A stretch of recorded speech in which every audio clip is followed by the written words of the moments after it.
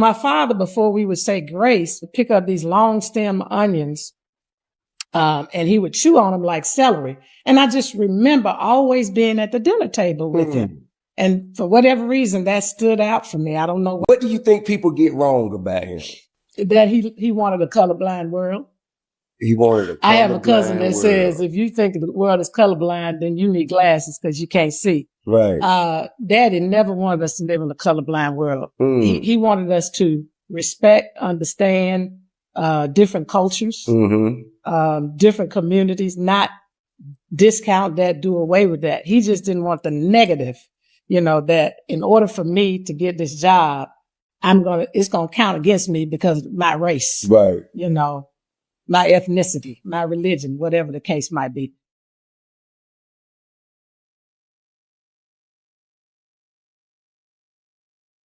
Demands more than memory, demands movement. More than admiration, it demands action. More than commemoration, it demands commitment. Because the forces tearing at our shared humanity are not waiting. Nationalism, extremism, and imperialism are not waiting. The erosion of democracy is not waiting. Demands action. More than commemoration, it demands commitment. Because the forces tearing at our shared humanity are not waiting. Nationalism, extremism, and imperialism are not waiting. The erosion of democracy is not waiting.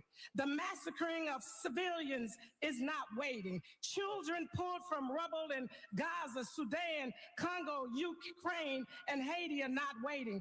Oligarchy masquerading as democracy is not waiting. The normalization of dehumanization, disinformation, and violence is not waiting. Wars raging abroad and in our streets are not waiting. Economic inequality widening day by day is not waiting. Human rights norms being ignored or selectively applied are not waiting, so neither can we wait. Responsibility. It's our responsibility to protect and police our own communities. We do not need racist police policing us, killing us as they please. Why not we police ourselves? Why couldn't those black officers who are trained, soldiers who are trained, young people who are militant but without direction, why can't we train our young people? And instead of the money going to a system that oppresses us, some of those tax dollars that we give to police, give them to us and let us police ourselves. Let's take control of the schools. You can't make a decent people with an education rooted in white supremacy. We've got to understand that this is not a system that will make us clean and decent and upright and strong and self-determined people. We have to set up education for all those in the colonies.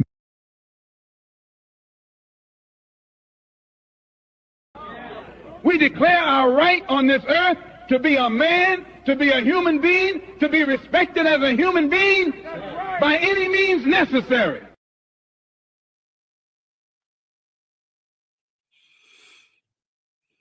We agree with him, and we must understand by all means necessary, meaning your knowledge, wisdom, understanding, freedom, justice, equality, food, clothing, shelter, love, peace, and joy. We mean by all means necessary that we want our freedom. We want our wife, our women, and our children to be free. We done took enough, and enough is enough. And what y'all doing in Minnesota is so far disrespectful. You take this sister's life, and then you send another 1,500 soldiers. Mr. Trump, you and them devils you working with, God is going to deal with you. You getting away now. You have made this country like a third world. You beating up people, white people, black people. You don't care what it is. You have lost your everlasting mind. And I just want to tell you, sir, you're not getting away. You're not going to get away. I know you think you're going to get away.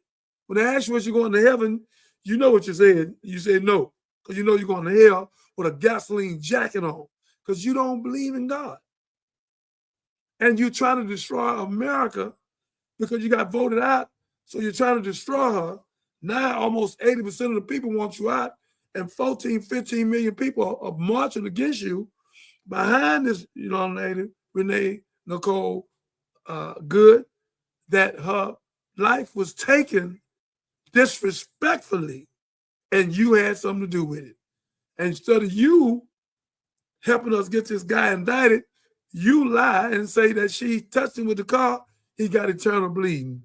Boy, y'all lie. Boy, y'all some habitual liars. And the people showing the tape, I showed the tape that he never got hit. Jonathan Ross, you going to prison. And Donald Trump can't stop you. God is going to get you number one. And the people of America going to get you number two. You are a devil. You are an animal. And you're not getting away. You are sick. You're narcissistic. And you have become an animal. So, ladies and gentlemen, may God bless you. May God keep you. Thank you for all my guests. I don't know who here. I hope Mark is here. I don't know who here. I hope I have somebody to rock with. Bring me all my guests so I can see who I'm rocking with, Catherine. What I got here? Welcome, brother Marcus. Thank you for coming to help your brother. I definitely need you. You know I need you. Got your cap on tonight. I mean, Black Wall Street, happy hat. You got it sideways, so I know you're ready to say something, brother. Well, you got the hat on. Welcome to the show. Yeah, man, what's going on, man? Happy what's today? Monday? Happy Martin Luther Monday. King, man. Yeah, happy Martin Monday. Luther King. Happy Martin Luther King Day. You know, I didn't have an eventful day. You know what I'm saying? Eventful weekend. You know, so I see you got the nice King hat on over there. Ain't no doubt. Yeah, I actually just posted on my Instagram a Dr. King caption and post. And I know the last time we was on the show, we was talking about a little bit about his death and how long ago it was or wasn't. And yeah, so 60, it'll be 60. And who killed him? Yeah. April, I think it's April 4th, if I'm right. April 4th. April 4th, 1968. Yeah, so 2020, in 2 more years, it'll be exactly 60 years since he's been assassinated. And as I think about that date, that time, and how short a time period it was ago. And so when we think about MLK and this assassination and all that, I'd be thinking like, man, you know, you think about civil rights, you be thinking like, oh, that's 150 years ago. That was a long time, but nah, that was like yesteryear. You know what I'm saying? It was like recent. So, yeah, I had an eventful weekend though. We had a pitch competition at the Ion, and then I went to the gala. They had an MLK gala.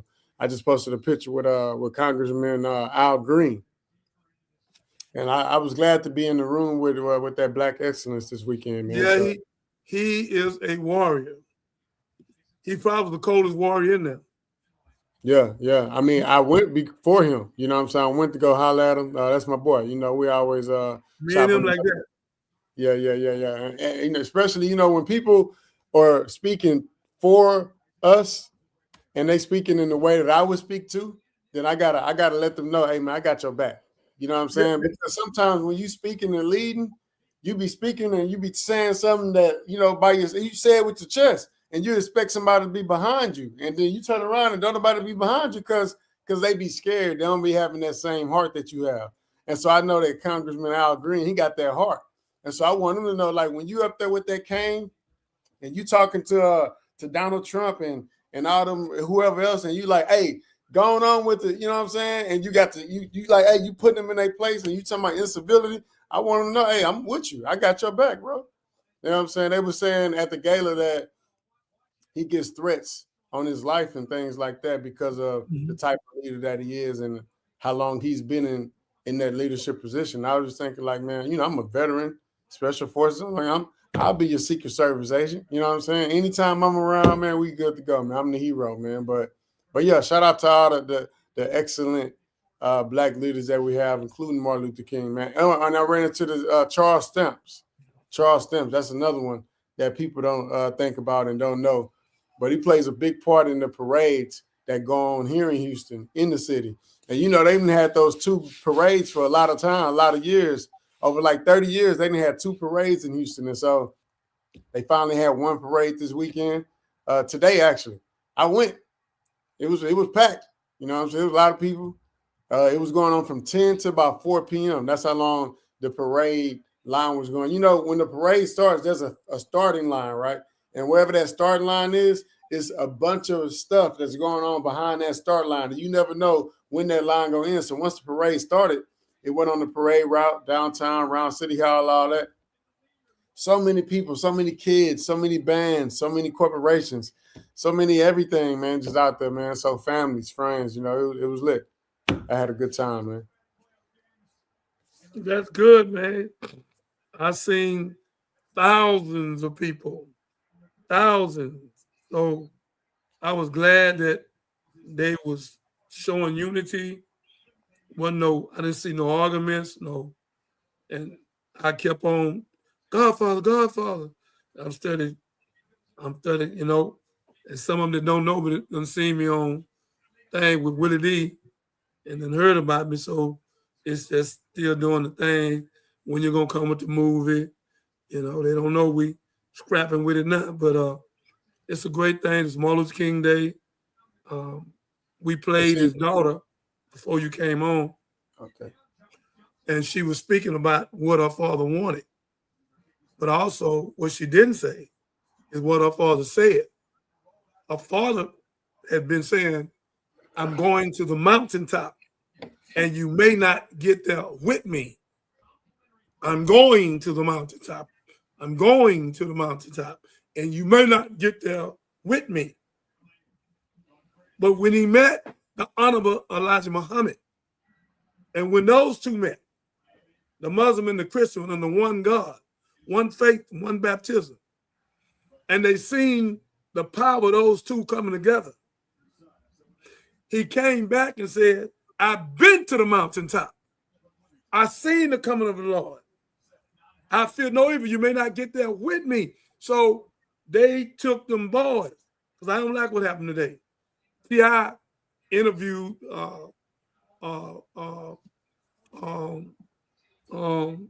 the mayor, I'm trying to call his name, Andrew Young. He and Andrew Young sit on there, national TV and live, talking about, well, he gave himself up. So it was so many ways he could have got shot. Okay, and I was looking at the back. If you looking, you can't stop nothing. If you know that Martin Luther King had more threats than the President of the United States of America, why would you hide him like they hired Honorable Elijah Muhammad? He be in the hotel and they take the whole floor where nobody can shoot through the wall. They take the whole floor. And the cars are bulletproof and then nobody know where the car's at. So my question to Andrew Young and Jesse Jackson, because they're here, they right here, and the lawyer gave them up, Dr. William F. Pepper, a former attorney for the family. So I can't hold it no more. I told on Willie D show, I'm telling on my show, they used 2 of them monkeys to set up with the CIA, with J. Edgar Hoover. They put him on that balcony, and they told Jesse not to wear a tie, where they'll know to shoot the man next to Jesse.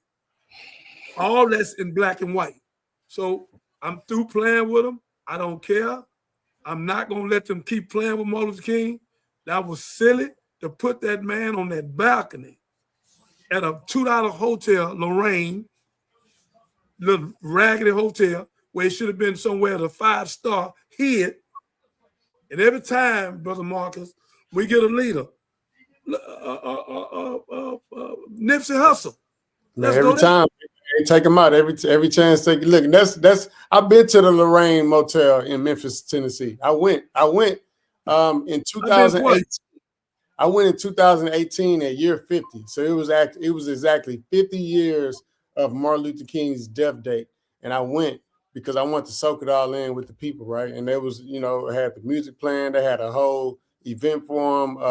Like that's when I was telling you, Sheila Jackson Lee was out there. R.I.P. to her. Mr. Good Trouble was out there. You know, John Lewis, R.I.P. to him.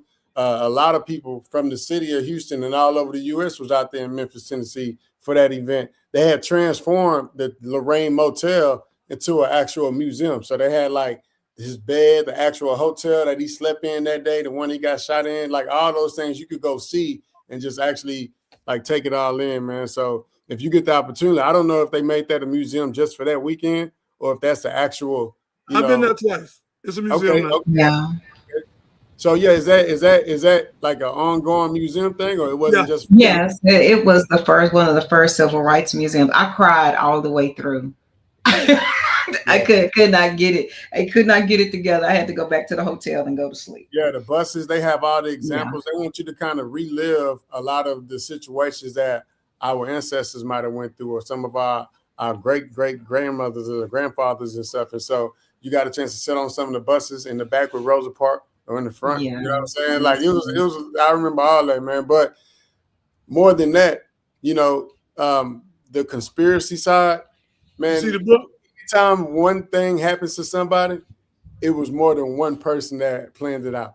It's never one person that planned everything. There's always a conspiracy. You see the book? I see the plot to kill Dr. King. You know, the truth behind the assassination of Martin Luther King Jr. Again, you know, it's in there, black and white, both of them. They in there. CIA and both of them. They all work together. They put him on that balcony. And I've been saying before I got the book, ask Catherine. I said this is Willie D, and I ain't even had the book. I already knew. Marcus, if you on fire and you Malcolm or you Martin and you speaking, I'm gonna hide you. I'm gonna put you up. Ain't nobody gonna know where you at but your wife. I'm gonna have both y'all hid. But one thing I'm not gonna do is put you on no balcony in the front of no people where they can take a shot at you. I'm not gonna do that. Okay, so you saying he was basically at Lorraine Motel, I think it was speaking engagement or something, I don't know, and he, you know, he was supposed to be guarded by security, Secret Service, bodyguards. Instead of him being protected in the motel, they sent him outside to the balcony. I'm gonna buy you the book. They purposely set him up. Yeah. The government and them two Negroes purposely set him up. He come to mayor, and then he got Rainbow Push. They both of them purposely set him up. We always gonna have house Negroes, unwilling agents, snitches, and agent provocateurs around us, because I had some brothers come around me, and when I went to speaking, they disappeared because they can't get me. They can't make me cow down.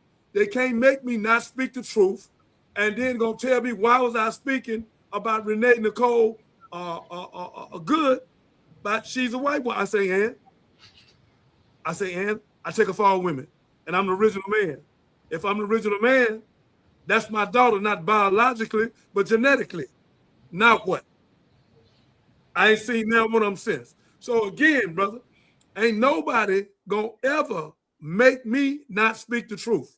Whoever don't like the truth, stay off this show, stay away from me, because this show here is going to speak truth. I ain't talking about what I think, I'm talking about what I know. These Negroes going to always set you up like you. You done made all that money and you started going to the top. Everybody around you don't love you. You handsome too, got a beautiful wife and a family. You don't need for nothing, got the big old truck. Everybody ain't liking you. So again, we have to be careful who's around us, because we have so many agent provocateurs. And the reason why I'm bringing this up and we're leaving this book here, I want people to stop thinking it just haphazardly happened. No, he was set up. Malcolm was set up. Martin was set up. Michael Jackson was set up. Question for you: Why do you Biggie think was set up? Why do you think they have so many Martin Luther King boulevards, roads, lanes, avenues, streets, and no Malcolm X's and all that? No others. All these other leaders that we probably had historically that kind of did something to change the direction or the trajectory of our people or all people? Why is the MLK, the Martin Luther King? Why is that the big one that's highlighted everywhere, all throughout, annually, versus like some of these violent ones, or some of these ones that were speaking differently, or some of these ones that wasn't reverence? You know what I'm saying? The ones that wasn't the pastors. Were all our leaders, or was these the leaders that they wanted us to remember and wanted us to follow and be more like? Because again, I know for me, I grew up more like the Malcolm X. You know what I'm saying? Like, you can't come slap me and expect me to turn the other cheek. Like, it ain't going down. So I love Martin Luther King. I love South Park. I love everything about every MLK across the U.S. But I also understand the mindset of, you can't always turn the other cheek and, go have a sit-in, or, whatever these other type of protests. Sometimes protests don't even work. Sometimes you actually gotta tell a bully the right way to leave you alone. Sometimes you can't grab a magic marker and draw on there and write on there and say, hey, stop hitting me, and then they stop. Sometimes you got to do a little bit more. And so I'm glad that, we got Dr. King as an example, but where the rest of them at? You know what I'm saying? Like, you got to be some more. I want to say that to you, and that was one of the, you did some Willie D on me tonight. That's a great question you just asked. And I'm so glad I know. Because if I didn't know, then I would call some people I do know that's wiser than me or wiser. Brother, Martin Luther King said something. They ain't going to never play that part. I wish Catherine found it. He said, I led my people into a burning fire in 1963. He said, I wish, it's on, if you Google it, Catherine, it's going to pop up. He said, I wish I wouldn't have led them into the fire. He said, but I come to realize it was a fire. And if I knew what I knew now, I wouldn't have done it. They see Martin Luther King boycotting now the food, boycotting the war. And then when he met with Honorable Elijah Muhammad, we're not thinking he did it. We know for a fact. We got the pictures and everything. They got all the streets with him because it's a dream. They won't say, we have a dream, we have a dream. But they don't talk about when he changed it from the dream and went to action, saying what Malcolm said and Honorable Elijah Muhammad said is the truth. Because he's saying, you pick us up by a bootstrap, we ain't even got no bootstrap. And then you lie to us and tell us you're going to do something, and you don't do it. So Malcolm's whole narrative changed. But what they doing, they ain't going to put up Marcus Garvey. They ain't going to put up Haile Selassie. They ain't going to put up Nat Turner, Demar Vesey, Gerby Foster. They ain't going to put them up. Now, Malcolm got a street in New York only. So what I'm saying to you. Actually, Malcolm, I have a list of the streets that he has us think. It's not, it's cities. It's not very many. It's New York, Dallas, Texas, Lansing, Michigan, and Boston, Massachusetts, and Roxbury. And internationally, he has a street named after him in Accra, Turkey.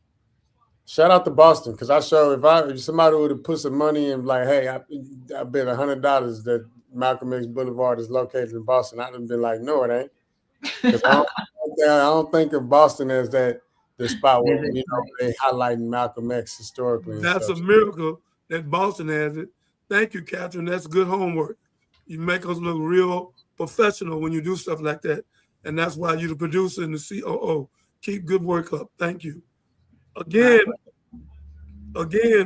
sir, they don't want nobody out like Malcolm. They don't want nobody out like him. You know they don't want no Honorable Elijah Muhammad. So, because able two people call them what they are, in John 8:44, he said, you are not of my father, you of your father, and the lust of your father you was to do, and he was a murdering bowl, not in the truth. And Jesus said to him, you are the devil, and the lust of your father you shall do. He was a murdering bro, not in the truth. Then answered the Jews. So they've been trying to get this out this Bible. So Elijah Muhammad wasn't the first one did it, was Jesus Christ. So again, brother, they got us so rocked to sleep with Christmas and Easter and all these old pagan holidays and distractions that we don't take our money market, like y'all got Black Wall Street, and build our own banks, our own private banks, our own credit union, our own finance company, grow our own food, build our own neighborhood, like our Chinese brothers right there on Bel Air. We are too complacent. We got too many Clarence Thomases. We got Steve Smith, house Negro. We got Charles Barkley, house Negro. Wesley Snipe, house Negro. We got a bunch of house Negro coons and shine. They don't give a damn about their people. We got millionaires right here in this city that ain't did nothing for none of us. I don't want to call their name right now because I'm going to go to them and I'm going to give them 30 days to do something. Then I'm going to start calling their name. Because they got that government mentality. I got mine, get yours. They don't, I mean, somebody do got $25, $30 million and they ain't opened up nothing, ain't done nothing. They ain't bought 100 turkeys. No, some gonna give them some gonna give them diabetes. So again, these people don't want no street out of somebody that's a hard hitter.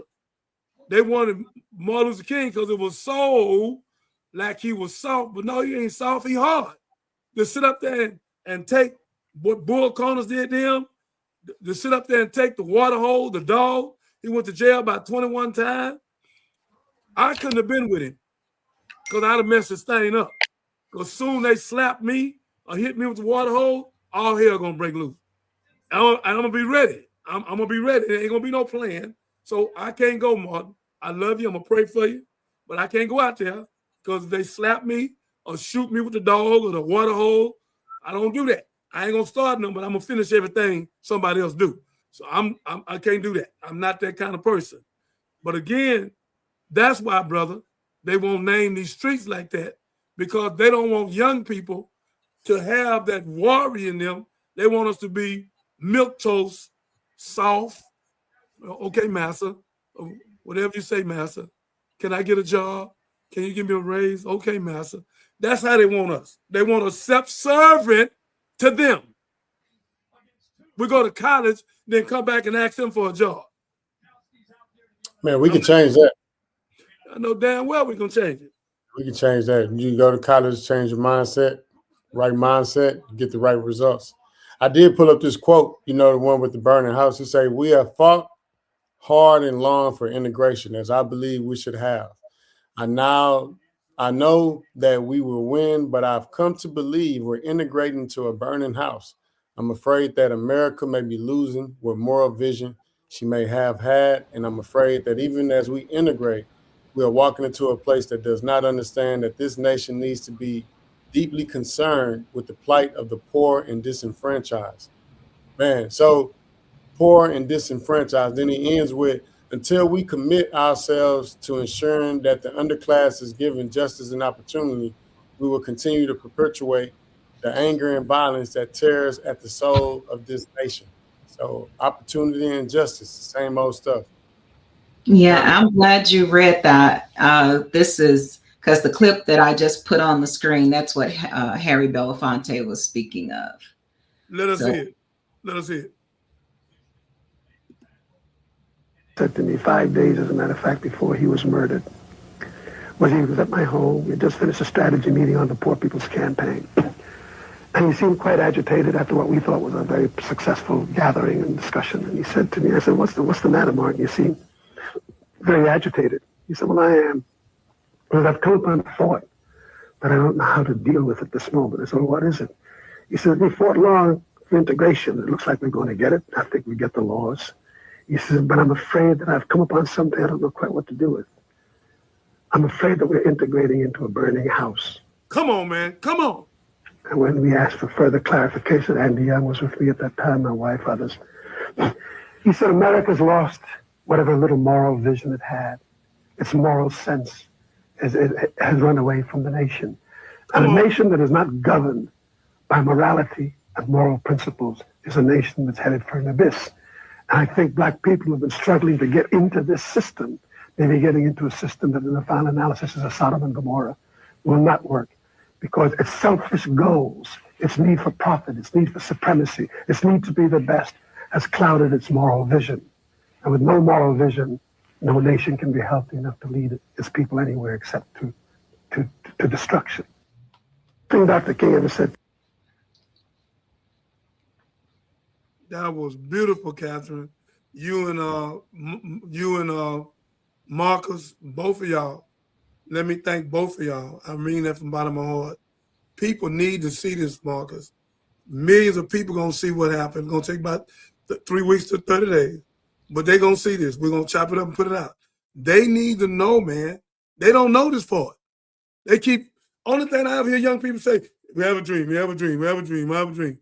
They don't know this, Malcolm. They don't know that Martin Luther King woke up and realized that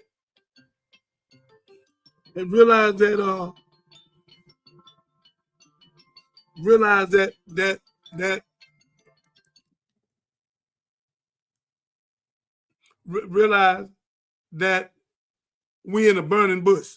So so what I'm saying to y'all, somebody woke him up, and they never gonna give him credit for that, but I know who woke him up. And that's why he changed it, because he kept saying, I'm going to the mountaintop. You may not get to, I'm going. But when he met the man of God and he opened him up and showed he was in the Deuteronomy, the dream of dreams, he woke up mentally because he's super intelligent. And once he seen that the morals and the homosexual stuff and the disrespect and no respect for us and Solomon and Gomorrah, he seen all this buffoonery. He made up his mind that I led my people in 1963 into a burning fire. And this is why God allowed me to have this book where people, are you sure you know what you're talking about? I know exactly what I'm talking about. These house Negroes been selling us out. Ain't nothing new. 5 brothers, brother, went downtown to the DEA agent on Johnny Binder. 5 of them, 2 of them dead. God gonna get the other 3. 5 of them. You know, they better be glad I ain't a gangster no more because I get them, but I ain't. I'm gonna give them to God. So again, 5 brothers. And my agent came to me the other day about a year ago, and he said, you gotta promise me you ain't gonna do nothing. I say, on my mother. And the agent gave me all 5 names, brother. I didn't even know this, Marcus. Marcus, I was out the game. These Negroes went down there to the Drug Enforcement Task Administration and said, Johnny Binder is the biggest drug dealer. We sick of him. He got all them cars, money, loud mouth, da, da, da. We want to get rid of him. And we'll work with y'all to get rid of him. They did this. I fed their mamas. I looked out for them. Brother, all 5 of these brothers went down there. I looked out for them. And 3 of them alive, 2 of them dead. And one of them so fat, he about to go out. But again, this is what they do, brother. They smile in your face all the time. They want to take your place, the backstabber. So that's why you know why I deal with you? Because I know who you are. I know you ain't no sellout. I know you ain't no punk, no sucker. I can't deal with these dudes. They softies, man. You slap them, yeah, master, that's him. He did it. Ain't nobody finna slap you. And not long, it's gonna be a problem. Not that you bother nobody, but ain't nobody finna bother you. So again, I deal with my kind. I can't deal with weak people. I ain't knocking them. Just stay your weak butt away from me. Stay away from me, because I already know when master come, whatever master tell you to say, you're going to say it. So stay away from me. You're a house Negro. I don't want to say that other word. So stay on over there, and may God bless you. So, you know, that's why I do what I do, man, because I know these dudes, they soft, man. These are these are softest dudes I ever seen. Brother, it's more snitching going on right now, and they paying them. They paying them. It's more snitching going on right now than ever in the history of time. That's why I came on with it then. I told them people, 90% of your people you working with is snitching on you. Marcus?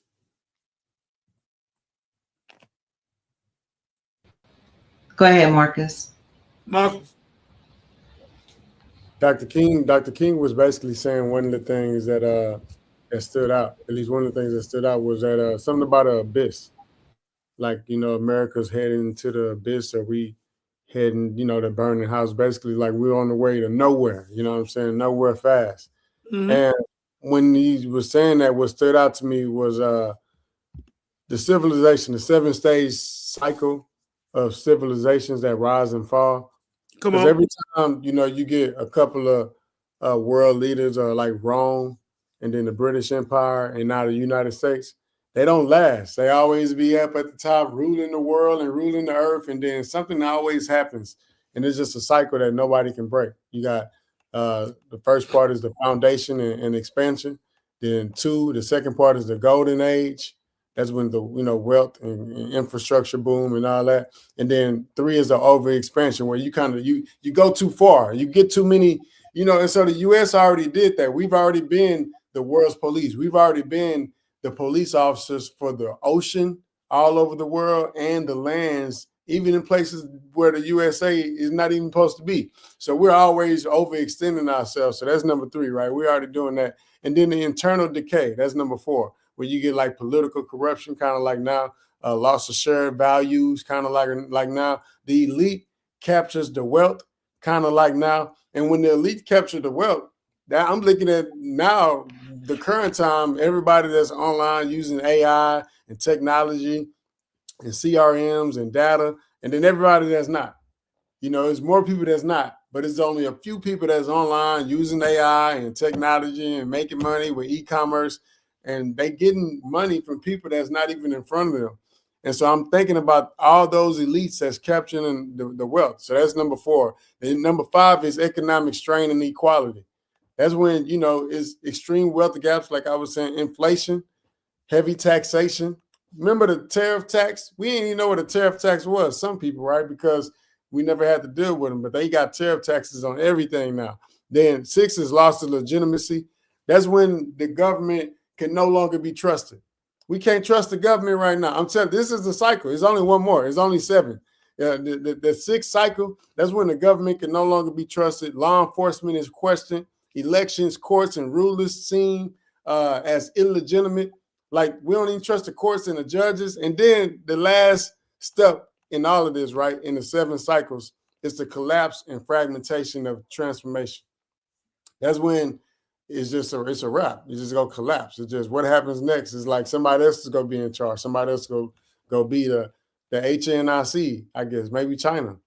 Who knows? But yeah, I just want to highlight that because that's something that Dr. King is always saying. That whole burning house leading us in the wrong is because, hey, America isn't gonna create space for everybody, as you can see. That's where ICE comes in. They don't want everybody here. There's not enough resources to go around. So kind of pivoting back to the subject of today's show, which is a failure of responsibility. Who answers for this? And I've heard it said before that blame looks backwards, not forward, and responsibility looks forward.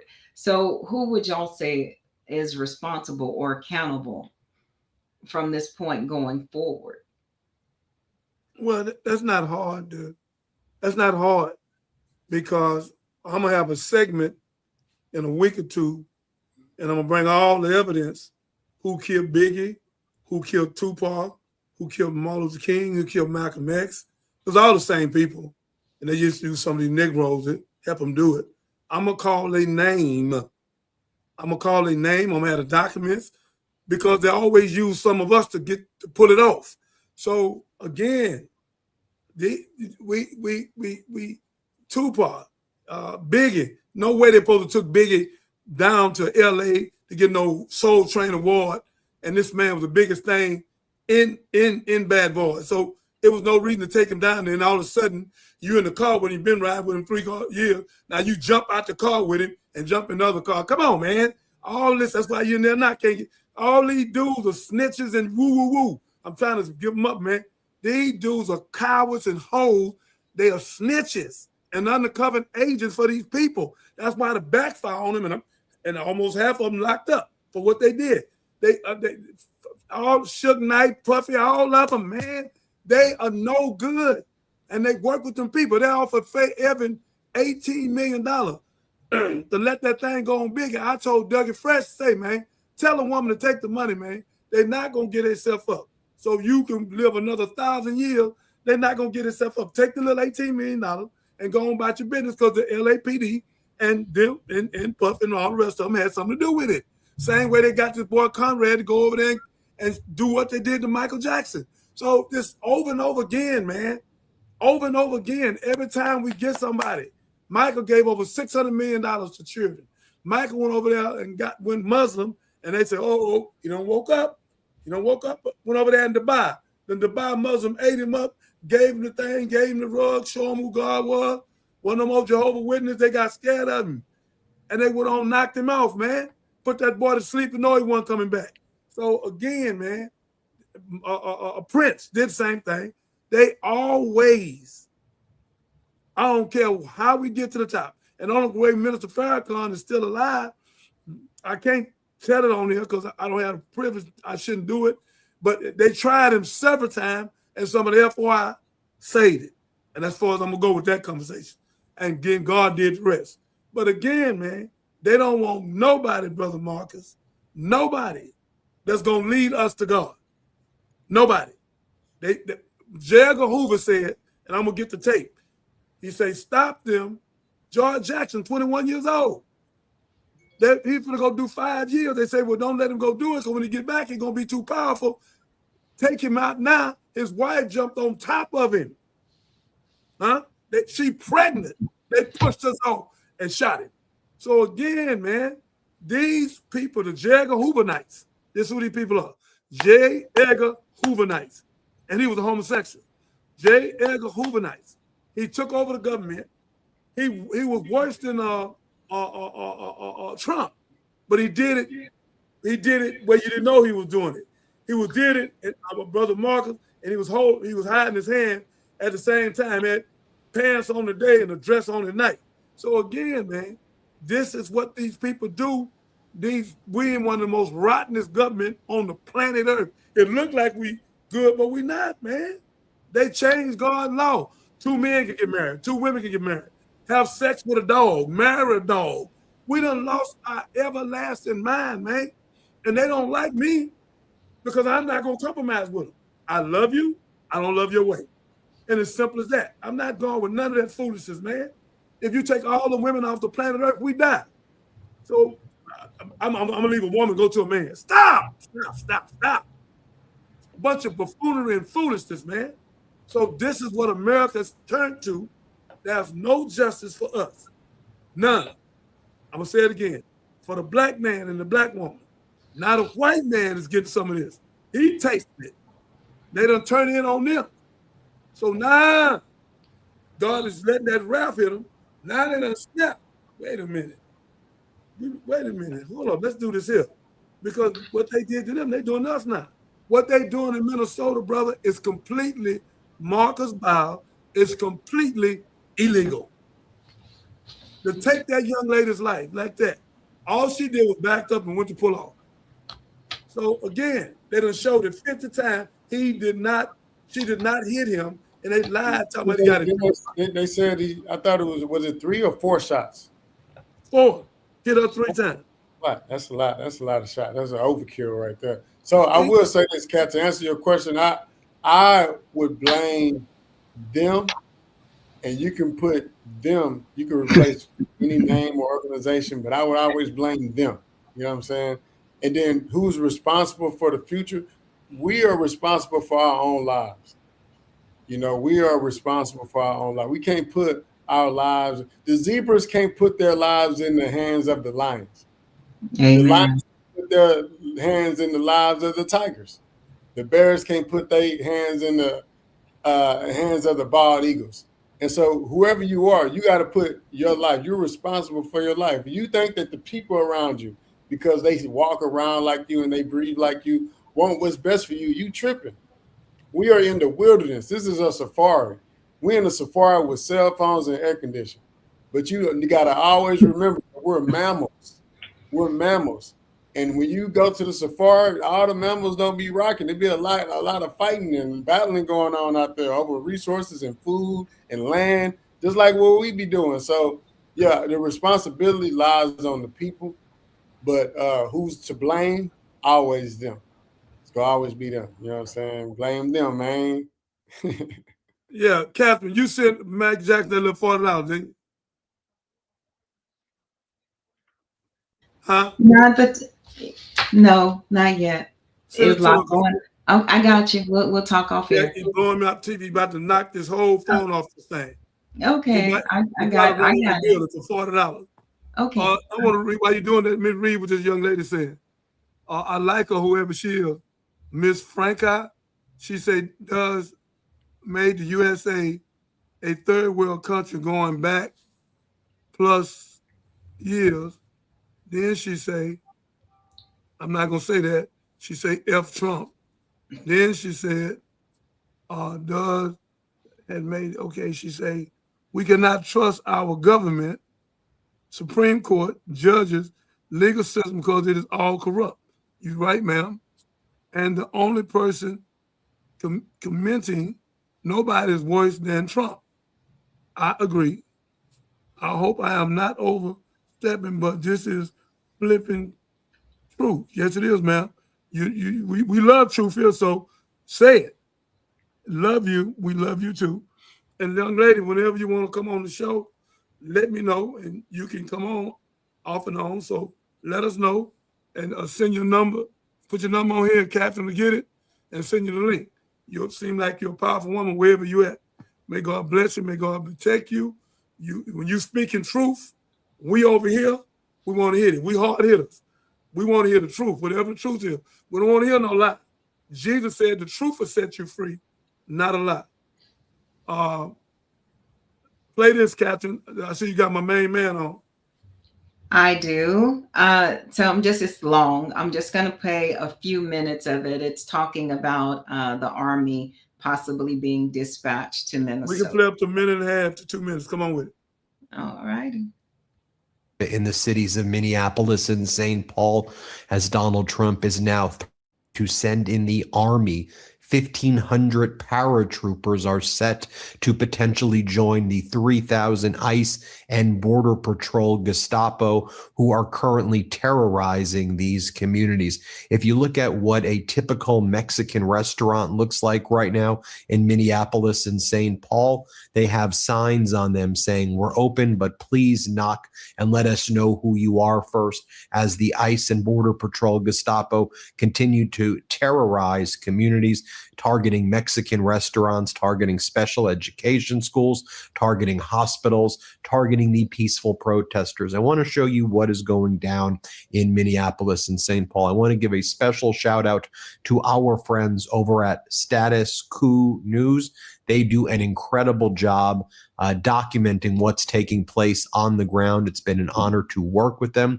Make sure you subscribe to the Status Quo YouTube, the Status Quo Substack, become a member of what they're doing, because it ultimately helps our on the ground reporting with them. Also subscribe to our YouTube channel, help us get to 6 million subscribers. Most of the videos I'm going to show you are from Status Quo. This first one I'm going to show you is not, but it's an important one.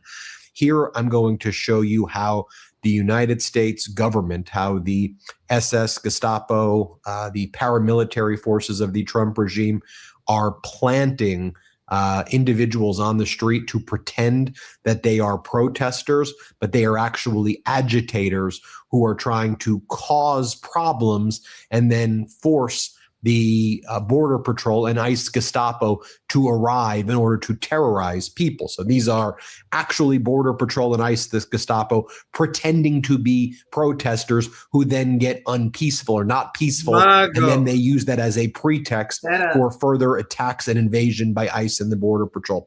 Watch what happens right here as a individual kind of falls to the ground, and you think that it's a protester, and then he's like, "I'm with you guys, I'm with you guys." And then all of a sudden, watch who swoops in, the ICE and Border Patrol Gestapo. Here, play this clip. That's all they asked. Watch out, watch out. That's all they asked. He's one of us. Okay. He's one of us. Okay, good.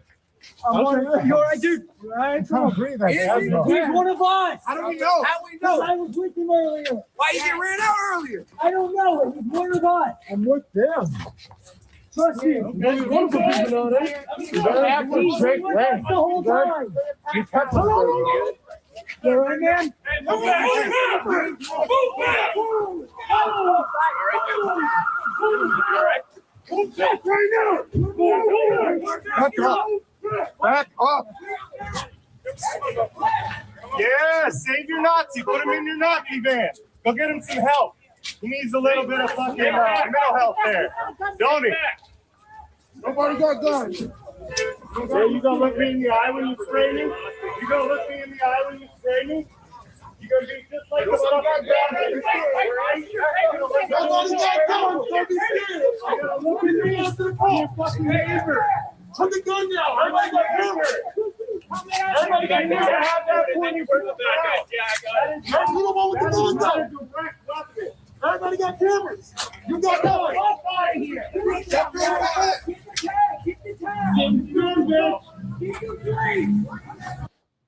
I'm gonna pause it right there.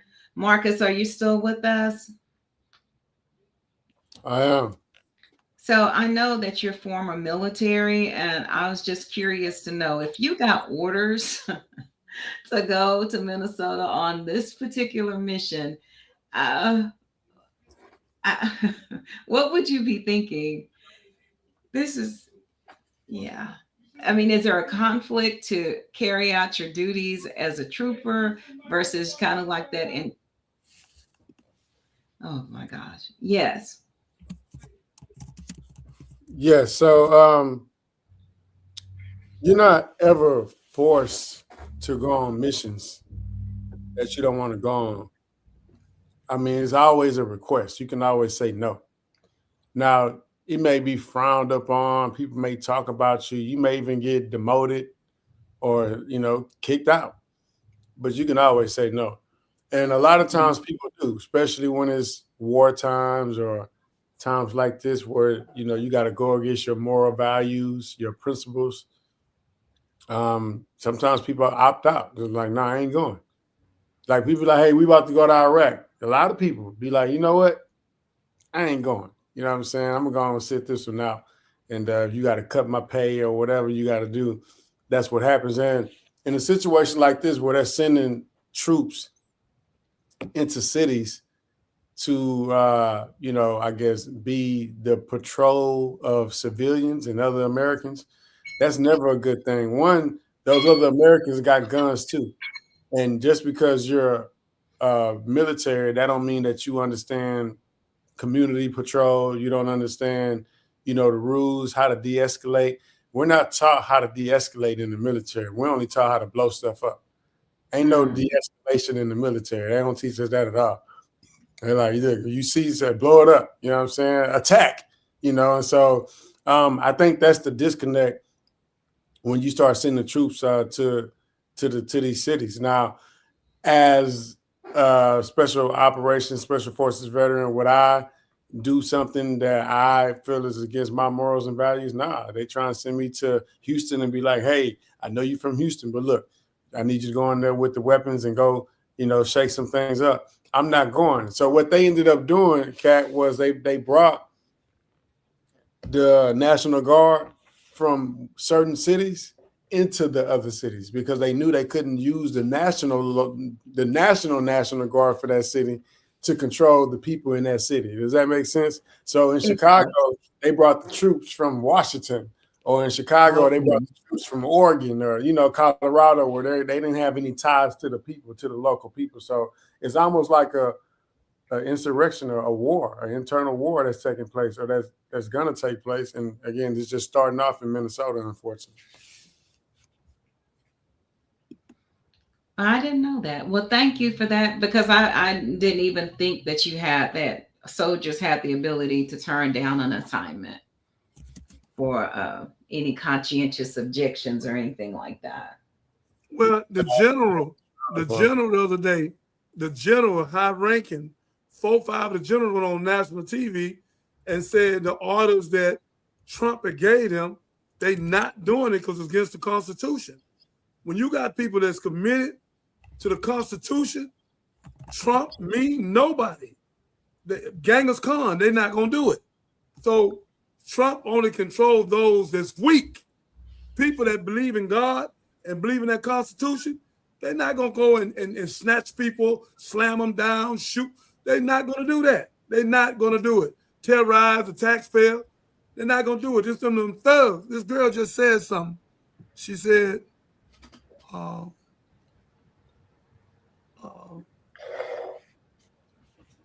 up.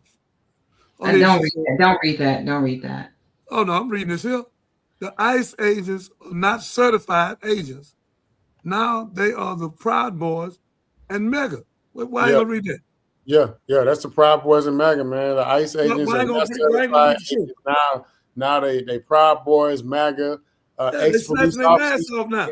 Ex-police officers too. I heard in Minnesota a couple of 20, 30, bunch of dozens, hundreds maybe, police officers that were Minnesota police officers are now quitting to become ICE agents. And do you know that when you're a police officer, you work for the state? You only get a certain amount of dollars.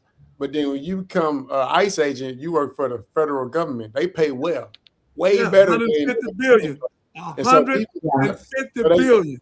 Yeah, so they are stopping and taking off the badge to put on the black hoods now, whatever the ICE agents are wearing, which is bananas, by the way. But more and more to the military coming into Minnesota. So the service members, they don't get to opt out of missions based on like personal political beliefs and nothing like that.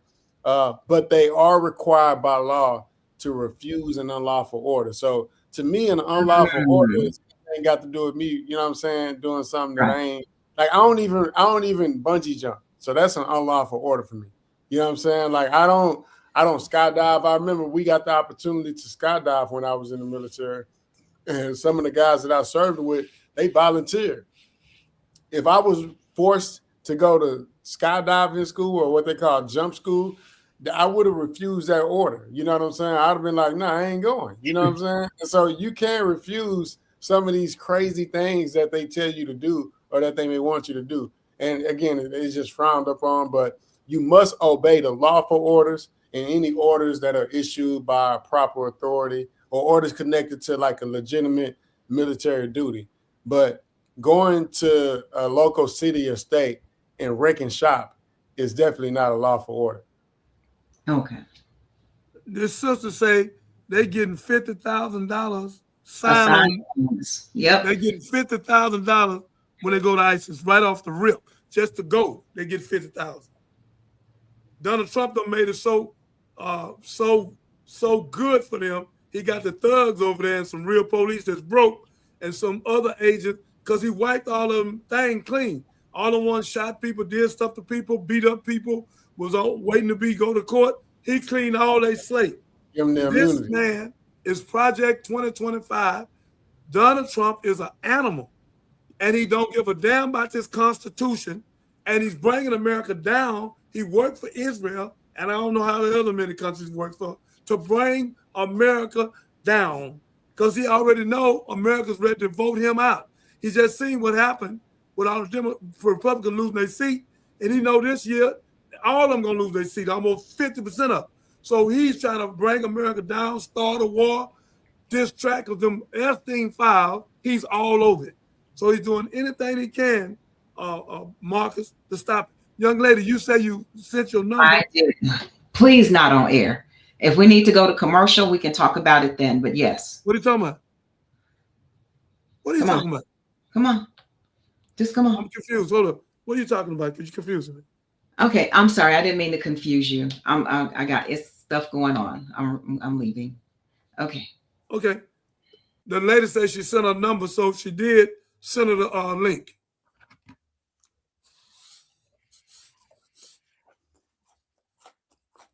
Marcus, can you hear me? Yes, sir. Yeah, man. So it done got bad, man. When you pay $50,000 and they ain't never had $50,000 at one time, man, they taking it, man. And I will tell you this though, it's deeper than just the 50,000. You know, I remember when I got out the Navy, being in the United States military, it's a federal job, right? You're a federal employee. And so you get paid well, you get some of the best benefits to you ever receive from any other employer. Vacation days off, bonuses, all types of stuff, right? They really know how to treat you. Best HR ever. Now, when I got out, I started working with the city of Houston. And I realized working with the city don't have as much money as the federal government, you know, because I didn't make as much money when I worked for the city as I made in the federal government, in the military. So then after the city, I applied for the state job and started working for the state. And the state paid a little bit more than the city.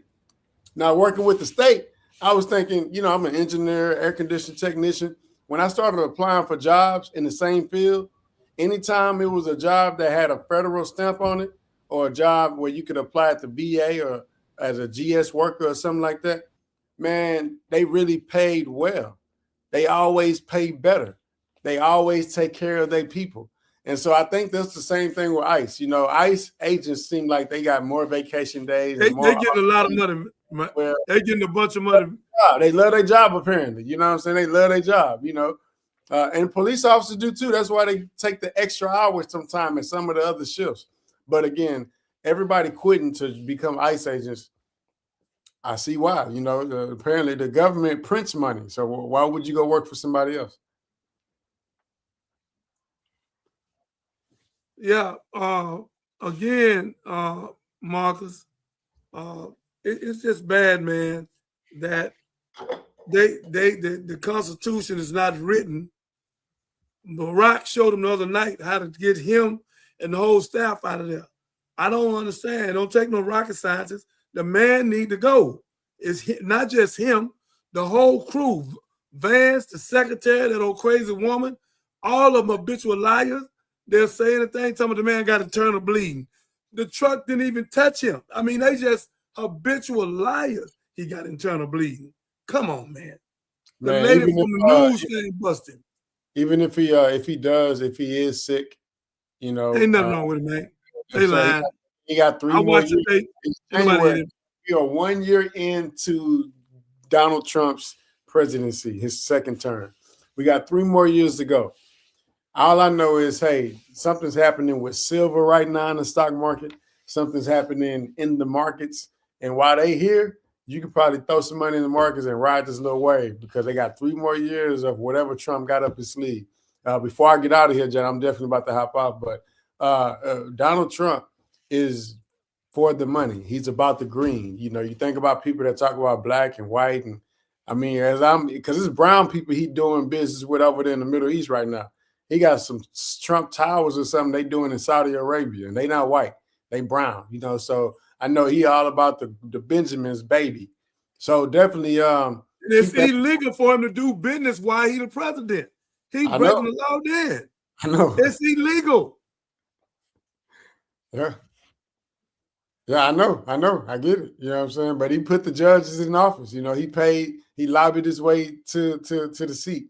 You know, and when every time the judge get whatever little memo or motion from the courts that say, hey, he did this, they go see Donald Trump name on there and be like, I ain't see nothing. You know what I'm saying? They go throw it off the desk and, you know, decline, denied, whatever word you want to use to allow them to keep doing what they've been doing, man. So again, Johnny, let me say this to you. I can guarantee you one thing I do know. Nobody on the planet Earth is stronger than God.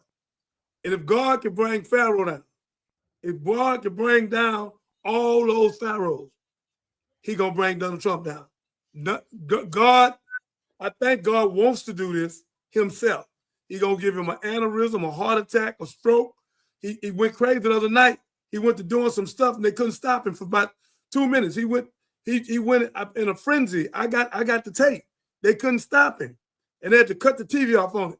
So again, the same way God took Pharaoh and ran him out there for 7 years and let him live and grow hair and all of that.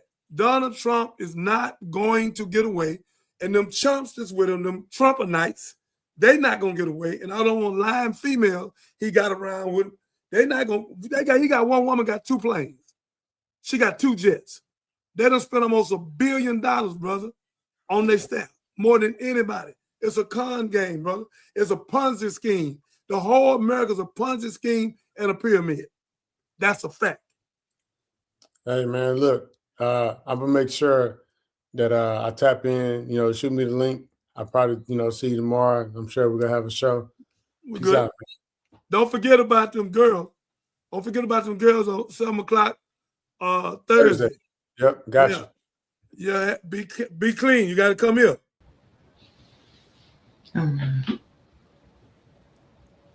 Okay.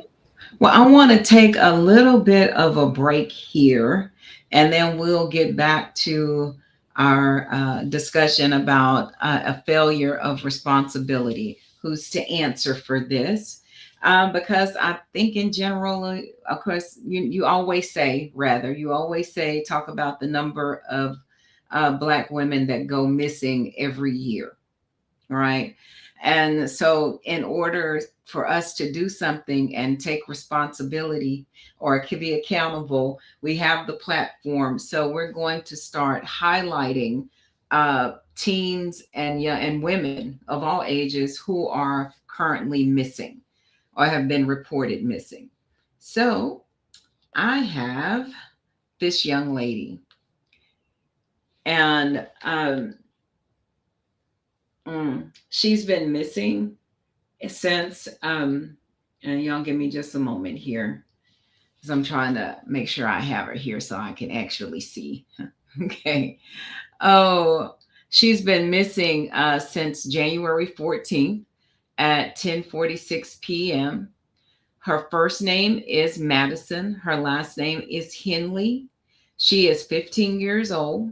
She's here, from Houston. She's from Houston, Texas. So she's 5'5", about 130 to 145 pounds, brown eyes, black hair. Her birthday is June 11th, 2010. And her last contact with her friends or family was on January 13th. So she is a runaway. And she ran away last seen on the 4000 block of Irvington Boulevard. Any information regarding this missing person, please call the Houston Police Department Missing Persons Unit at 832-394-1840 or the Houston Police Department Patrol Desk at 713-864-3131. So any person who commits an offense, this is harboring a runaway. So if she ran away to you or you know where she is, it's a crime. It's a crime to harbor a runaway. If you feel like she's been in danger from her surroundings, again, please call the police department and let them work through that.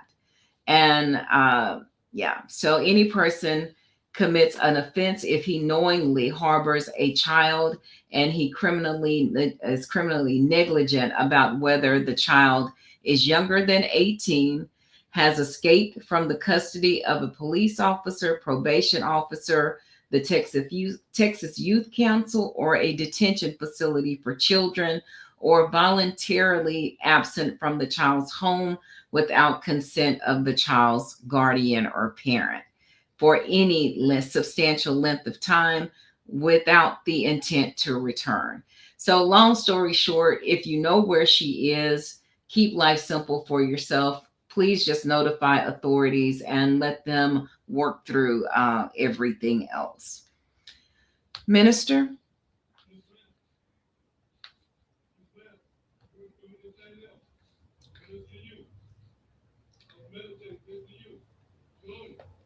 Well, you got your mic muted. Can't hear you. Yeah, you own it about this 15-year-old sister because I'm always talking to every 10 years, a million of our women come up missing. So you did a great thing to bring this sister home, and she's a runaway. And you said she's been missing since the 13th. Is that right? Right. She's been missing since the 13th. Yeah, so when you see me doing this here, I'm listening. Listening is an art. So I'm listening. I'm not trying to say nothing back. I'm getting it in me. So when you ask me something, I'm ready to go. But the mic wasn't on, so I apologize. No, that's okay. And I did make on the Johnny Binder, the Johnny Binder Show Facebook page. I did post this information. I will pin it to the top so that you will see her picture. And I know we're in Houston, Texas. And you know that if a child or anybody falls into the hands of a trafficker, they could end up anywhere in the United States of America. Yes. So, please keep your eyes and ears open and stay prayerful that she returns to her family safely. And we'll be doing this every show, y'all, because we have to be true to it and be about it. So I will post this, and then I will have others that I will be posting as well when we go live. Back to you, Minister. Did you want to go for a quick break? Yeah, go for a quick break. But did that young lady send her number to the Johnny No, she Binder has Show? not. I haven't gotten it. I've been checking. Okay. Because she's very active on here. I know. I appreciate the interaction, Frankie. Yeah, I hope she sent it to you. I would love to hear. Okay, we'll be back in about 2.5 minutes, y'all.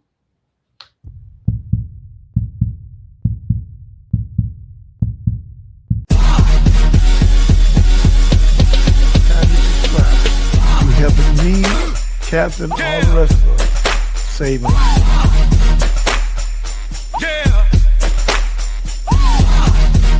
Listen to me. Yeah. So y'all celebrate us and help us open up vocational schools and save our kids and our kind. You don't want to do that. You want to sit in the back like a house nigga, a fool, and do what you do. Because I have 5,000 heaven-making angels around me. And anybody come against me, God is going to destroy them. I can name all the people that come at me. God has destroyed them, have created problems in their family. Yeah.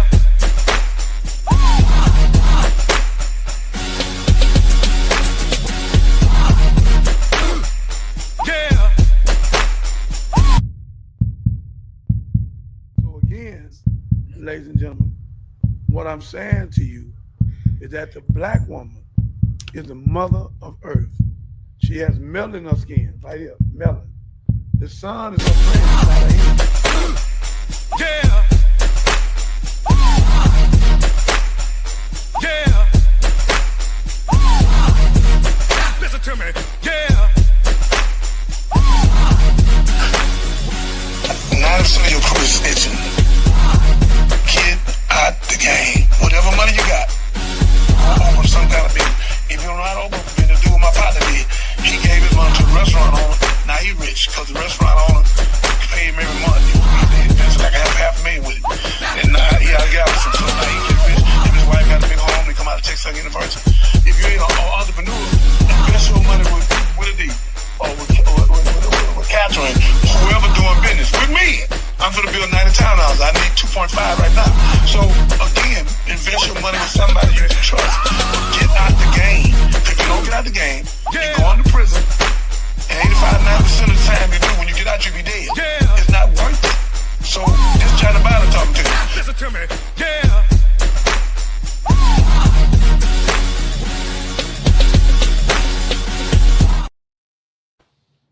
And we're back. Again, this is a picture of Madison Henley. And if you do see her, please contact the Houston Police Department. Got his money. I don't want to see no more talking about he loved me and all that. Okay.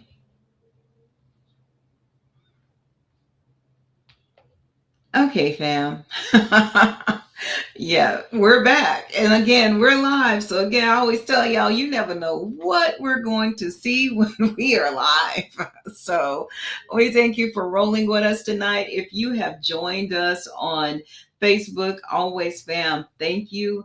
My YouTube is jumping tonight. We have a lot of engagement. I always appreciate that. And we answer back. So again, on YouTube, if you could like, follow, share. That's it. Like, subscribe, share. So subscribe, follow on Facebook. But if you could subscribe, if you could like, if you could share, we always appreciate that. And and comment. comment. I like chatting with y'all. And you see the minister likes to read your comments live. So we'll see if he's ready to return to the stage. A lot of people over here, I'm going to thank some of them. It's too many of them. It's almost 100 of them. So I'm going to give about 20 of them. I want to thank Joseph, Larry, Robert James. Robert James always coming over here. Rose Johnson. When y'all come over, comment like y'all used to now. Antonio Clark, say something to me. Tell me something. Give me some knowledge. Michelle Mona, Robert James, Adele William, Antonio Clark, Derek William, Robert Harden, Eddie Johnson, Joseph Francisco, Evan Rod, Merlin Brand, Laura Bass, Eddie Johnson. We thank y'all so much. Gina Leary, Robert James Fax, Verna Scott, Sherry McKay, Stephanie Rose, Super Sambo. That's right. Cherry Floyd Only, Dorothy Annie Harden, Nicholas is watching. Tony Cotton, Powerful Book. Yes, it is. Nita Queen, Lindsay Key, Bullets always get the best up. His time is coming with God's speed. Yeah. Bullies. Yeah, bullet. His time is coming. Thank you. Cheryl, Tim Plump, Lisa Ray. That's enough, y'all. I done read. Y'all got me reading. Wearing me out. Give me a clip, a good clip. Oh, I got a real good one for you. Come on with it. So I always enjoy. Oh, she's powerful. Isn't she? I'll always love what she has to say. And fam, you will too. Victor Hugo said, "No force on earth can stop an idea whose time has come." The idea of one race, the human race, is an idea whose time has come. We are not going to be able to stop it no matter what they do. They can elect Trump after Trump after Trump, and that will not stop the idea that there's only one race on the face of the earth. It's the human race, and we are all members of it. You and I are cousins. Now, if you don't like being my cousin, that's too bad for you. But we are all in the same family. We are members of the family of man. Any white person who was born, raised, and schooled in the United States of America, if you aren't a racist, you're a miracle. Either that or you decided to educate yourself. Because education in this country is about white is right, brown's all right, black's got to stand back. Yellow's mellow, but whites, we educate in a way that says that white males have done all the adventures, have made all the adventures, have done all the discovering, have made all, everything that is good and has been accomplished according to social studies, which is actually anti-social studies, by white males. My God. I love her because she's just the truth, man. I'm going to bring on this show. I'm going to find her. She's one of the most truth-telling Caucasian females I know on the planet Earth. Matter of fact, let me do this for you. I love you, young lady. You are wonderful. You are always speaking the truth. God put that in you. Please keep it up. And please hit me over here so we can fan you. Please. I'd love for you to be on this show one time where you can come over here and speak truth to our people, all people. We cousins. I have no problem with that. May God bless you. Give me another clip. Okay. This is a FBI whistleblower. And what he had to say as he was resigning from the FBI. He gave a few words of advice. As this to say to America? About a minute and a half, and then I want to turn the rest of my time to Mr. Jordan. Yes, sir. I would just say that I consider the hearing today my last act of service as a public servant for the United States of America, and I'll give you my professional opinion. I personally have no confidence that the FBI will rein in its own conduct. There are no current effective checks and balances against them conducting lawless action with any type of correction in a legitimate time frame. Their ability to overclassify information can allow them to stonewall forever. My other recommendations are in the natural order. First, vote. The second is the Second Amendment. Arm yourself and know how to defend yourself. Make 3 to 4 friends in your neighborhood and promise to come to each other's mutual aid in times of hardship. And during the Great Depression, people stocked up a pantry. So I think that's a good practice, especially in our economic times, and make sure you have 3 to 4 months of food. As a person of faith, I'd say pray the rosary and read the gospel of our Lord and Savior, Jesus Christ, and live it every day. And that's all I have to say. Thank you for the time. Minister? Yeah, well, it's God allowed this to happen. Mr. Trump is like gnats on the elephant ass. He ain't nobody. He coming out of there. And I know Marcus keeps saying 3 years. But Marcus, I can promise you, he won't make another 6 months. He coming out of there, Marcus. He done did too much, man. What you did to the least of them, you also done unto me. He taking money from poor people, giving it to billionaires, tax breaks. He's not even hiding it. And that terrorist, and he hide the Jeffrey Holstein thing because he all over it. He's all in there. He don't want nobody to know what he is, even though we know. So again, the man he done lost his everlasting mind. And his whole family gonna run from him. All of them, the daughter, the son, the wife show gonna run. They gonna break and run. She gonna get her half 500, 600 million. She gone. He's a catastrophe. He's ego. He knocked ego out, pride out. He's narcissistic. I mean, he beat out Elon Musk. So again, the man, he's out there, and he ain't coming back. He'll never repent and atone. His whole thing is to destroy America. I just want Republicans know you are helping him destroy the Constitution that you wrote on the founding fathers. And y'all need to rewrite it, because one man should not be able to do what they have to do. Then we got to come back and clean it up, because he's creating too many problems all over the world.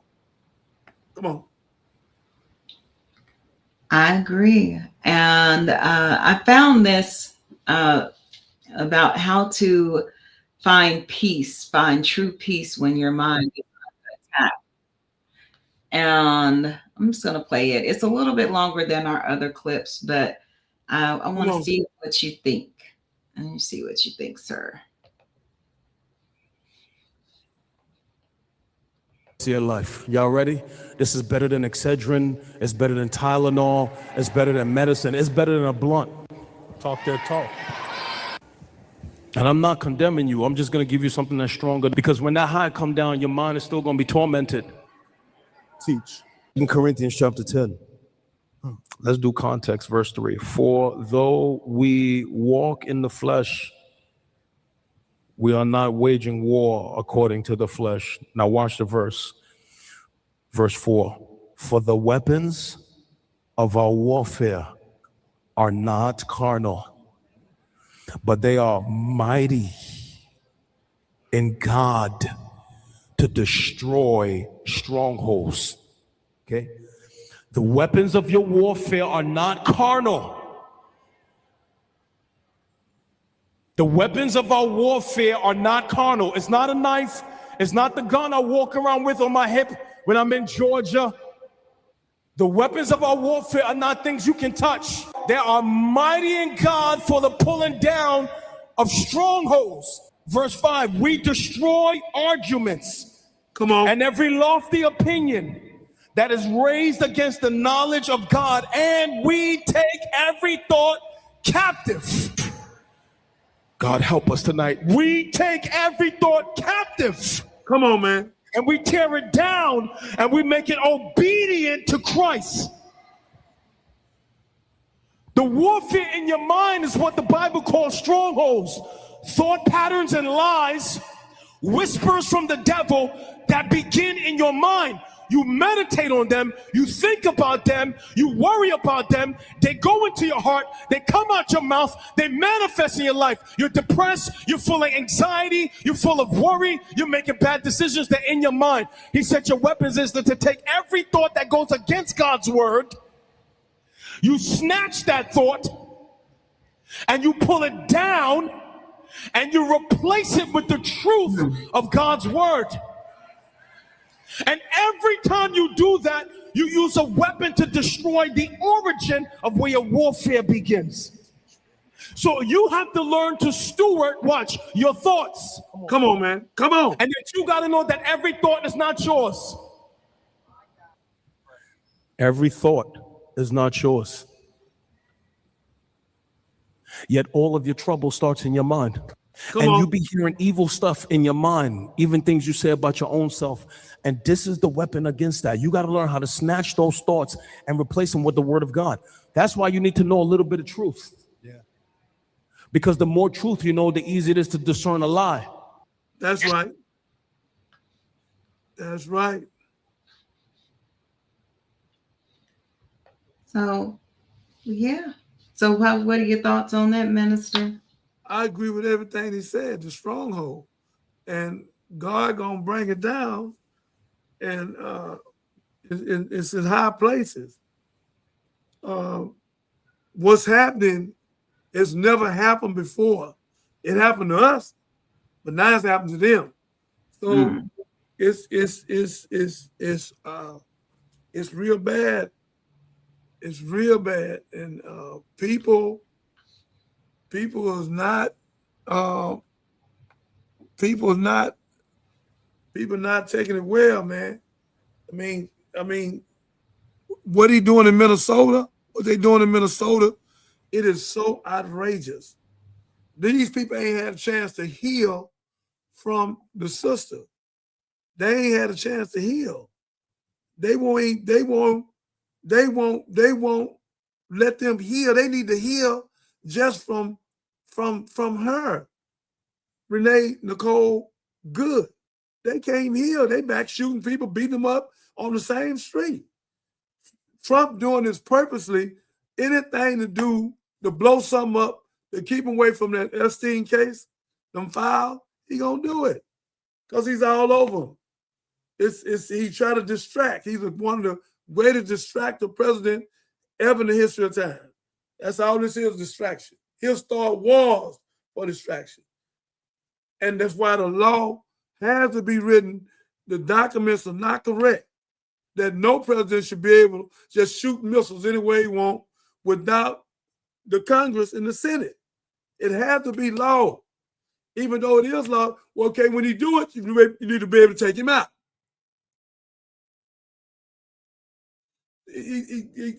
They're letting him do too much.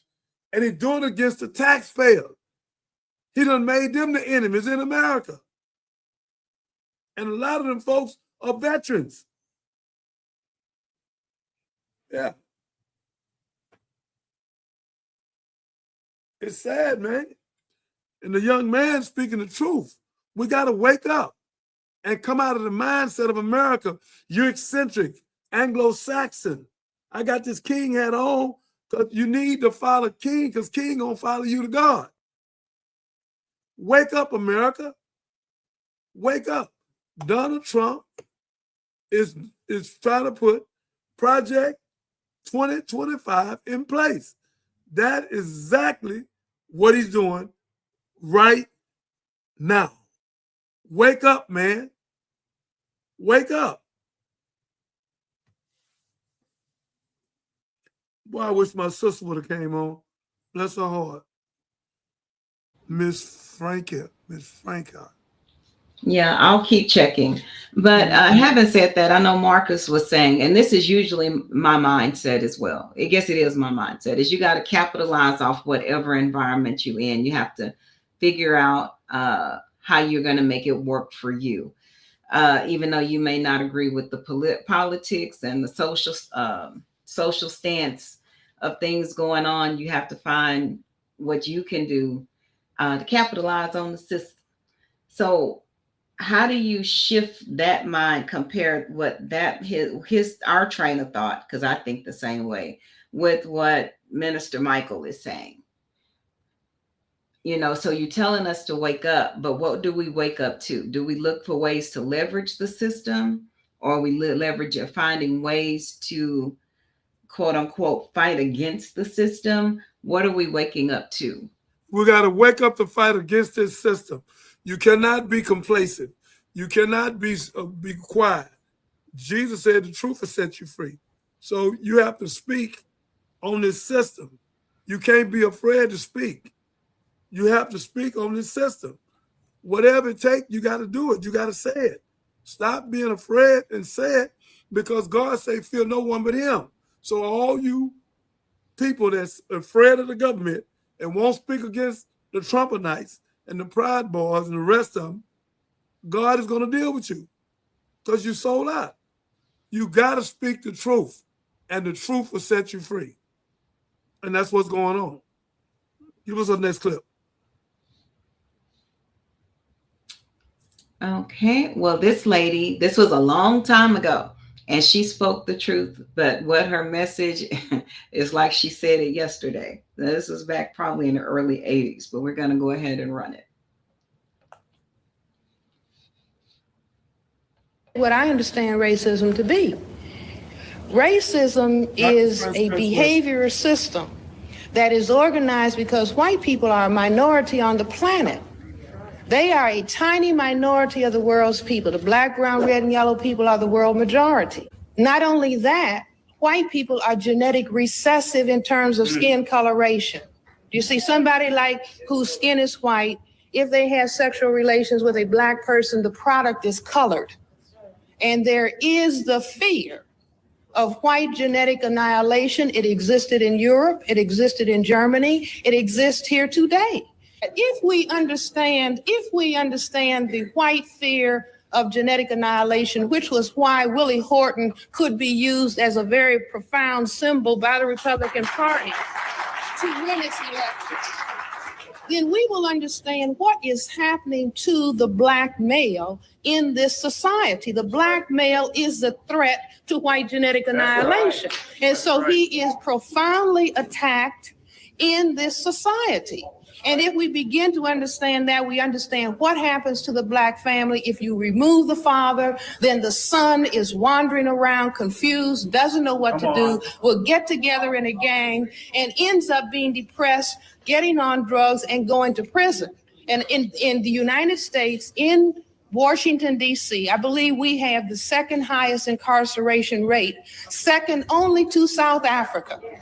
And so in South Africa, you have black men in the work camps and the women on the Bantu stands. And here we have the black men in prison and the women in the projects and the male children going unfathered. Now, I say that racism is responsible. Okay.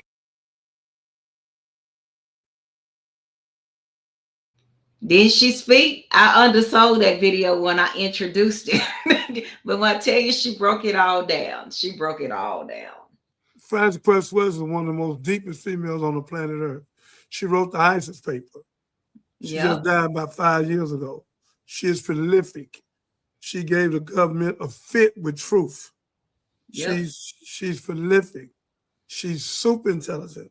And they didn't want that book out like that, the ISIS paper, because it'll wake up too many women. And they don't want that. They want the woman in the club, get a club in the head. They want a trunk, one on her back, one on her knees. They don't want no woman standing up, being intellectual, helping us get out of what we're in. But it's going to take us and the woman to get out this system, because this system, the Dumanites, the Trumpenites, is not good for anyone. He's going to have to be removed. Next clip. Okay, so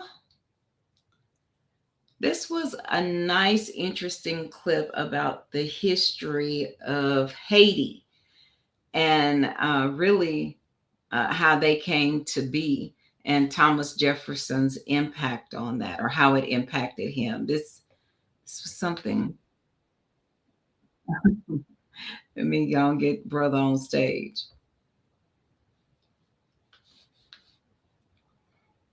Yeah, drop a comment if you learned something that you didn't know. Give me a thumbs up if you already knew this part. I didn't know this part. Then go ahead about the Louisiana Purchase. Here we go. Smoking dope and dog food if you saying white folks free black people. As a matter of fact, in this country, it's the last thing I'll say, and I'm about to get up out of here. In this country, y'all love to romanticize Thomas Jefferson, the deadbeat dad. Yeah, that Thomas Jefferson. Y'all love romanticizing him and how he doubled the size of America and he bought the Louisiana Purchase.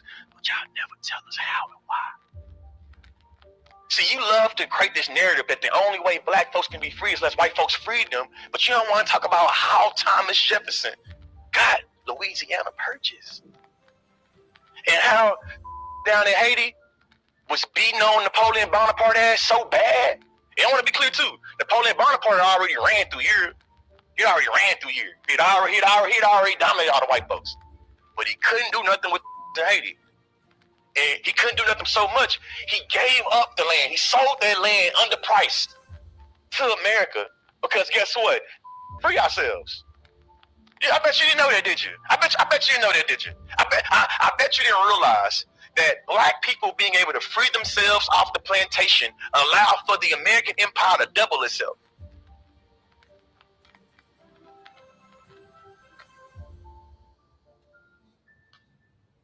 FBI whistleblower.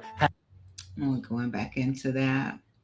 But I thought that was interesting. I'm going to do a little bit more digging because I would like to learn a whole lot more about Louisiana Purchase. Maybe I slept in class on that day, but I missed that. I missed that.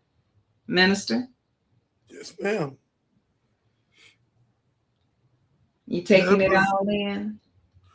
Yeah, I mean, we have become certified people here, and we give proof of anything we say. The guy here was saying how good the book is.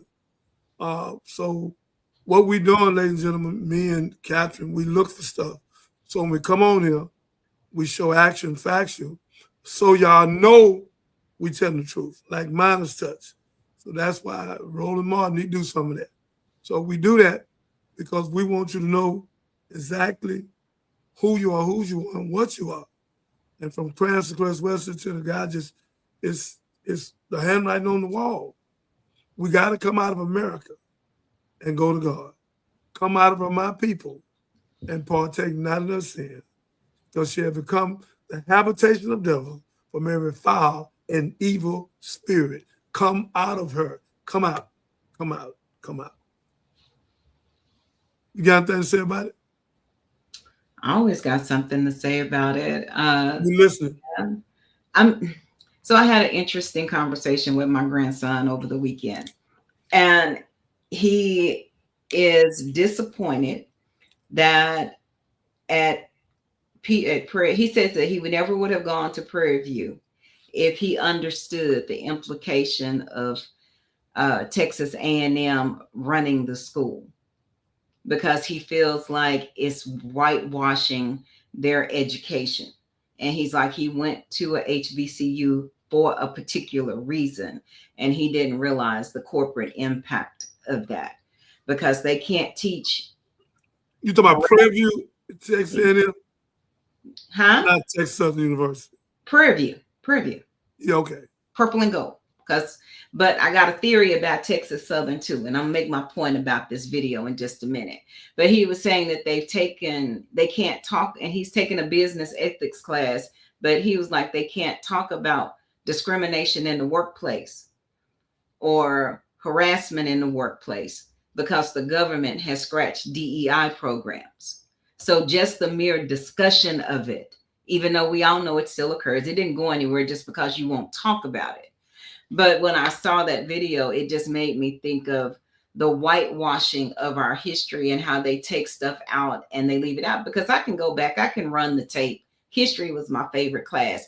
I never remember anybody talking about the impact of Haiti's freedom at all, or mentioning Haiti's freedom at all. They mentioned the rebellion. They mentioned how many colonizers were killed during the rebellion, but we didn't get into that point. So I guess that's what I'm thinking of. But it's when we allow these white institutions, and shout out to Texas A&M. I chose to go there.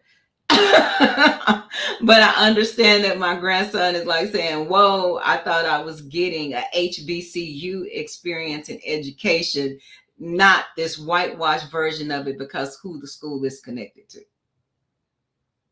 But I still think that it's my theory. This is the world according to Catherine, that TSU, that's Texas Southern University, for y'all that are not in Houston, that's a HBCU here in Houston, Texas, home of the Thurgood Marshall Law School.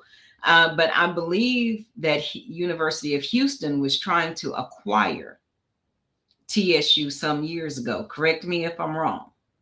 And I think that these financial issues that they're having with people, with the state ordering that they be audited, could be trying to pressure them to become part of a larger system and lose their independence.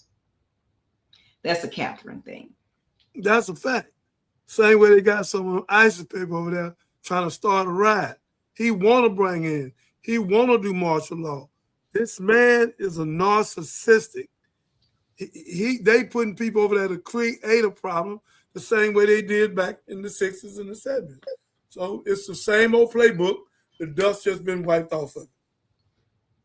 So yeah, like you said, there are no new plays. They've been running these same plays for hundreds and hundreds of years. So the more you know, the better we can respond. But if they start with, as they whitewash everything and try to take everything out, then you lose that context. So it's important that you educate your kids at home, folks, and you go to those libraries or those half-price bookstores and you buy the books that they don't want you to have, because kids need to know this information on their own. We're going to have to teach them. They're not going to get it anywhere else, whether they're in college or in pre-K. They're not going to get it anywhere else. So having said that, we're going to go to this.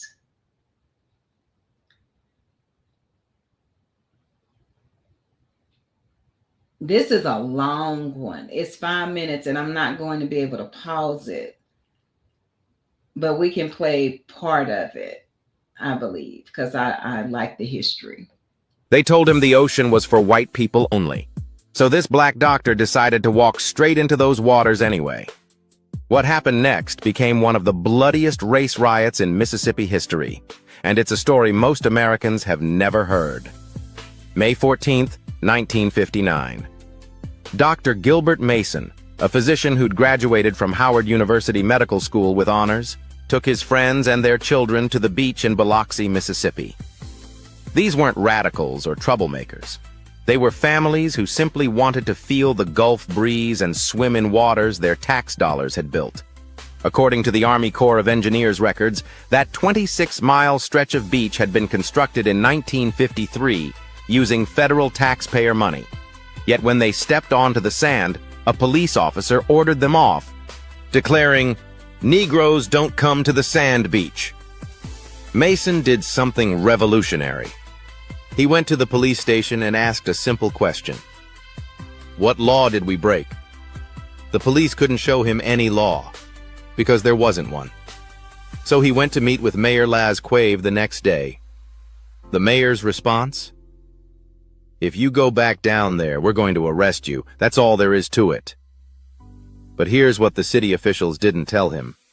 According to documents from the Mississippi Sovereignty Commission, a state-funded spy agency whose files were sealed until 1998, the state was actively investigating Mason, monitoring his movements, and planning economic retaliation against anyone who challenged segregation. This wasn't just local prejudice. This was state-sponsored surveillance and intimidation. April 24th, 1960, Easter Sunday. After Mason's arrest the week before for returning to the beach alone, something extraordinary happened. 125 black men, women, and children gathered at his medical office. They'd been trained in nonviolent resistance. Mason instructed them to surrender anything that could be seen as a weapon, even nail files from purses. They split into 3 groups and headed to different sections of the beach. The New York Times would later describe what happened next as the worst racial riot in Mississippi history. White mobs were waiting with chains, baseball bats, pool cues, and lead pipes. 14-year-old Cleman Jimerson, wearing his brand-new swimsuit and gold-banded watch, had to run for his life. One witness, Bishop James Black, recalled seeing a man named Wilmer McDaniel beaten until the sand turned red with his blood. His wife threw herself over his body to shield him from the blows. 10 people suffered gunshot wounds. More than 20 required hospitalization. And where were the police? According to survivor Leroy Carney's testimony, one officer told the white mob, "Legally, I can't get them off, but you can." The violence didn't stop at sunset. White mobs drove through black neighborhoods all night, firing guns and making threats. 2 young black men, Bud Strong and Malcolm Jackson, a member of Mason's Boy Scout troop, were murdered in the racist violence that followed. But here's the part that should make your blood boil. Mason was arrested, not the attackers. Mason was tried and convicted of disturbing the peace for leading a peaceful demonstration. Yet that conviction sparked something powerful. Within days, Mason and other activists formed the first NAACP chapter in Biloxi. They launched voter registration drives. They filed the first school desegregation lawsuit in Biloxi's history. The U.S. Justice Department sued the city on May 17, 1960, under President Eisenhower's direction. It was the first federal challenge to Mississippi's segregation laws. The case dragged on for 8 years. 8 years of legal battles while families were denied access to beaches their taxes built. Finally, in 1968, the Fifth Circuit Court of Appeals ruled the beaches must be desegregated. Dr. Mason wasn't just fighting for the beach. As historian and veteran activist James Black later reflected, had we understood more back in the 60s and 70s, we would have been fighting for economic justice as much as civil rights. Because the power was in the banks, not necessarily sitting next to some white person in a restaurant. That wisdom, born from the blood spilled on that beach, reminds us that true freedom requires both dignity and economic power. Today, families of all races enjoy those Mississippi beaches without a second thought. A section of Highway 90 now bears Dr. Mason's name. But most people walking that beach have no idea that the sand beneath their feet was once soaked with the blood of people who simply wanted to swim. Dr. Mason lived until 2006. He spent 33 years as president of the Mississippi NAACP, became the first black member of the Mississippi State Medical Association, and wrote a memoir called Beaches, Blood, and Ballots, so this story would never be forgotten. So here's my question for you. What other pivotal moments in civil rights history have been buried or forgotten? Drop your thoughts in the comments. If this story moved you, share it so others can learn what really happened on those beaches. And follow Ikemefuna History TV, because the stories they tried to bury are the ones that need to be told the most. And we're back, fam. I hope you enjoyed watching that. I didn't know about this bloody riot in Mississippi. And it goes, I'm glad I picked it so we could go ahead and close out the show with it, because it goes back to our subject for today, which is a failure of responsibility. Who answers for this? And Brother Marcus said it when he was on the show, as well as the minister, and it's all our responsibility. We get to decide what happens next. Just like they took responsibility in Mississippi, and went on that long battle. And you know, Mississippi was Mississippi back in the day. You probably couldn't even go through all of the horrors that those people experience on their walk to justice, but you have to know everything has a cost and somebody has to pay it forward. So all the blood, all the life juice, as they like to say on YouTube, all the life juice that has been shed to get us this grain of freedom, quote unquote, and the rights, quote unquote, that we have today. We've been resting. We've been resting, fam. We have to decide what we're going to do next. And all of that, like the minister says, we can't be afraid. We have to decide what's important. And sometimes playing it safe is easy. It's hard to be out on the front lines. Everybody sees the freedom fighters and the activists, wants to criticize the freedom fighters and the activists. But who you gonna call when you get in trouble? You call the freedom fighters and you call the activists. But this is work that you can learn to do on your own as well. Like I said, everybody has a platform. You don't have to be on a show like the Johnny Binder Show in order to use your platform for change. Your platform is your church, it's your choir, it's your friend group, it's your barbershop, it's your beauty shop, it's wherever you go can be your platform for change. All you got to do is reach one person. Sit down. Nothing big, nothing big. So, Minister, you want to close us out? Oh, have mercy. You ready to close us out? We're at the end of time of our time for the day with the fam. Got about I won't even say 5 minutes. You got 3 minutes. Ladies and gentlemen, this is very important. Captain, myself, we bring the fam here. We want you to know we solution. We ain't gossip. We solution. We can get all that baggage off of you. We can have a free and clear mind. We can take care of your kitten kind, your girlfriend, your wife, or whomever, where you can be victorious and successful. And look in the mirror and say, look what God has done. Look in the mirror and say, look what God has done. Come on, Al. Come away from them trumpet nights. Come from the Eurocentric mindset, Anglo-Saxon, and come back to God. May God bless you. May God bless you all. And to Frankie, would love for you to join. We can try again tomorrow.